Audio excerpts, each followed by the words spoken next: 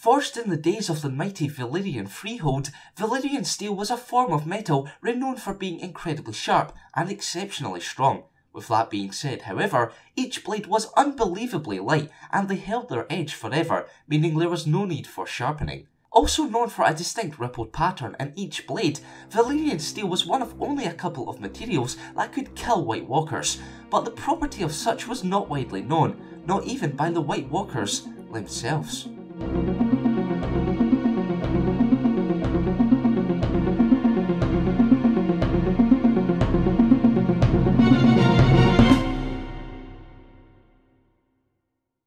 According to legend, Valyrian steel was forged with spells of dragonfire. Unfortunately, the secret of forging the metal was lost as a result of the doom of Valyria. Subsequently, crafting new weapons using the material became a near impossible task, leaving remaining weapons priceless and the material extremely rare. That combined with the fact that Valyrian steel was expensive to begin with, swords and other weapons created from the material became valued heirlooms, passed down generations in powerful, noble families. Though it was a difficult process, skilled blacksmiths were able to reforge Valyrian steel weapons by melting down existing ones. By doing so, a greatsword could be forged by melting down 2 or more smaller Valyrian steel swords. The master blacksmiths of Qohor were among the few who could successfully reforge such weapons.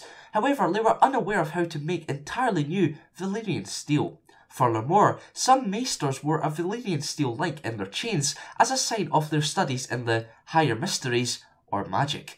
But the field of study only served to demonstrate that magic, if it even existed, had died out.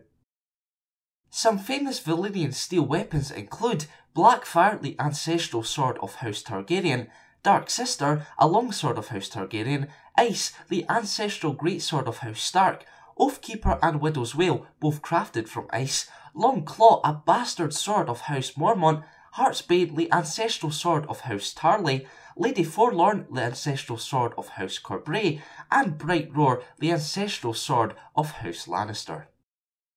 Now it's time for this week's question. In the Game of Thrones universe, would you use a Valyrian steel weapon or keep it as a treasured item? Let me know in the comments below. Today's topic was suggested by a couple of commenters in the previous episode, so make sure you tell me what you would like to see next.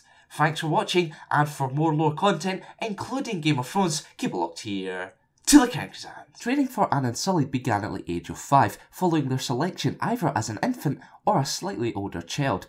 Castrated, they trained from dawn to dusk for over a decade until they mastered the use of short swords, shields, spears and battlefield organisation.